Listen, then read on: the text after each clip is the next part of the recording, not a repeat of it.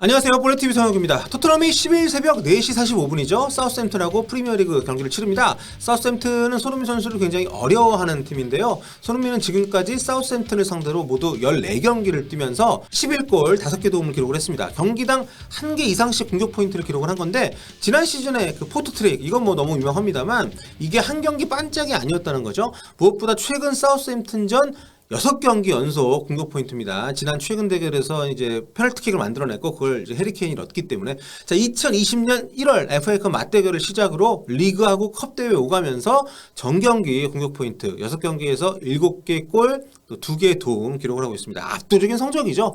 그리고 이 기록은 손흥민 개인 통산 최다입니다. 골만 따로 떼어놓고 봐도 사우스햄튼은 손흥민을 두려워할 만합니다. 사우스햄튼은 손흥민 선수가 역대 가장 많은 골을 터트린 상대예요. 2위가 도르트문트, 3위가 맨체스터 시티. 강팀 킬러입니다. 역시 토트넘의 안토니오 콘테 감독 역시 이걸 모르지 않습니다.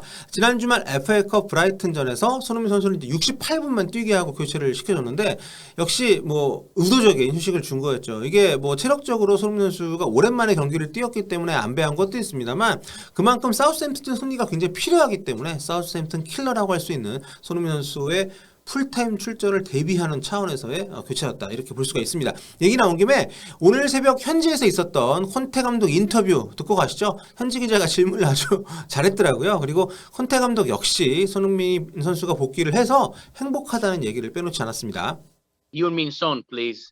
We saw his offensive contribution against Brighton, the impact it had on the game. How pleased are you that he's fully fit again?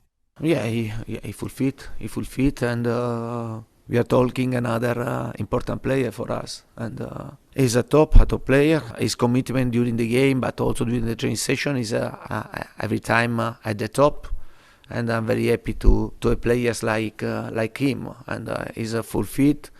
And in the game against Brighton, I tried to save minutes for him.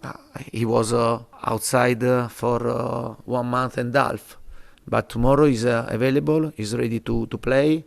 For sure, I have to be very good to manage him, because I repeat, he's coming out for a serious injury, but now he's okay, he's fully fit, and my expectation tomorrow to see a great game for him. 손흥민 복귀해서 행복하다. 브라이튼전에서는 일부러 일찍 빼준 거다. 손흥민을 아끼는 콘테 감독의 마음이 느껴지는데요. 이날 기자회견에서 유난히 개별 선수들에 대한 질문들이 좀 많이 있었습니다. 지난 경기 내용이 괜찮았기 때문에 아무래도 개별 선수들에 대한 콘테 감독의 평가가 좀 많이들 궁금했던 것 같아요. 현재 기자들이 뭐 새로 온 선수도 있고, 그래서 콘테 감독이 선수들 칭찬을 굉장히 많이 했습니다. 뭐 산체스, 로메로, 에메르송, 활약이 좋았던 선수들에 대한 질문이었으니까 뭐 당연한 얘기였겠습니다만, 어쨌든 꼼꼼하게 답을 하면서 모든 선수들에 대해서 하나씩 짚어주는 모습, 그러면서도 팀 전체에 대한 얘기를 빼놓지 않았고요.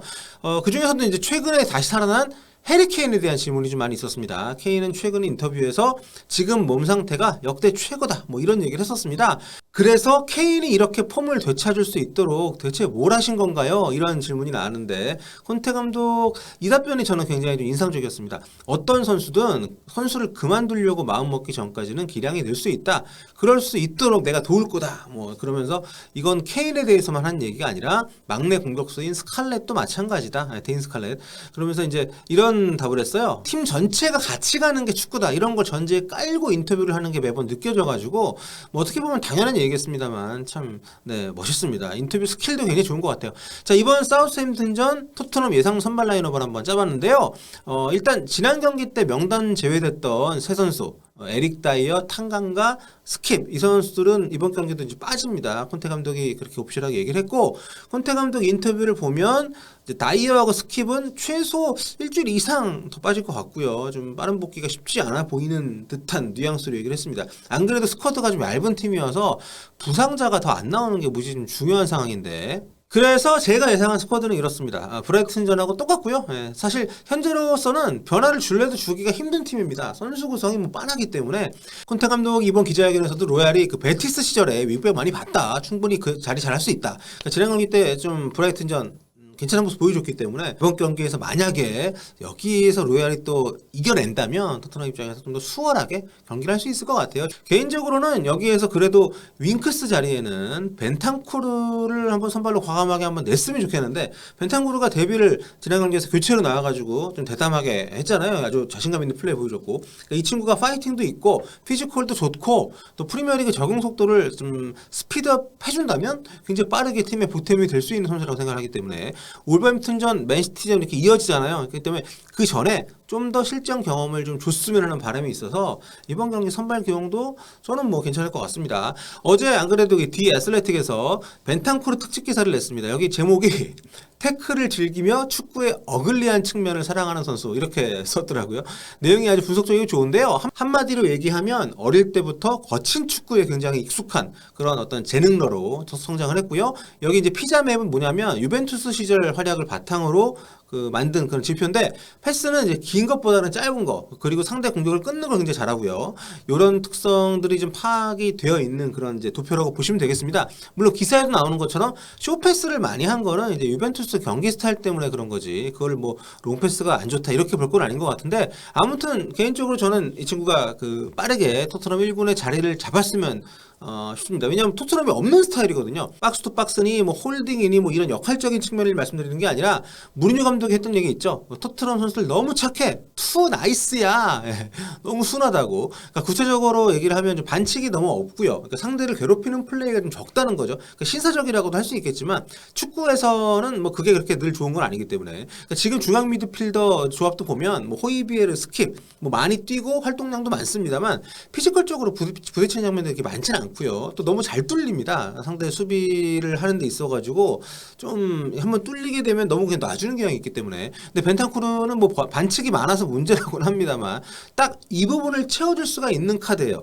또 여기다가 지금 토트넘의 골칫거리라고 할 수 있는 패서의 부재 역시도 어느 정도 좀 메워줄 수 있는 그런 선수라고 보기 때문에 뭐 이 부분의 평가가 좀 다르긴 합니다만 어쨌든 아무리 그래도 지금 토트넘 중원보다는 패스가 나쁘긴 어렵지 않을까요? 네.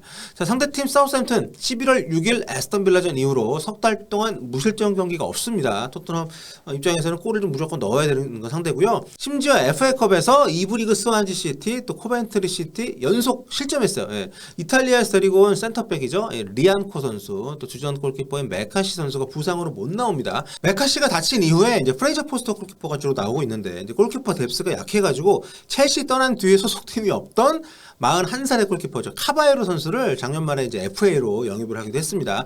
토트넘 입장에서는 이제 작년 말 원정 경기에서 케인 골이 좀 억울하게 VAR 취소가 되면서 사우스햄튼이 이때 그 전반전에 살리수 선수 퇴장당하면서 10명이 뛰었잖아요. 그런데도 이제 비겨가지고 승점 2점을 좀 날린 기억이 있습니다.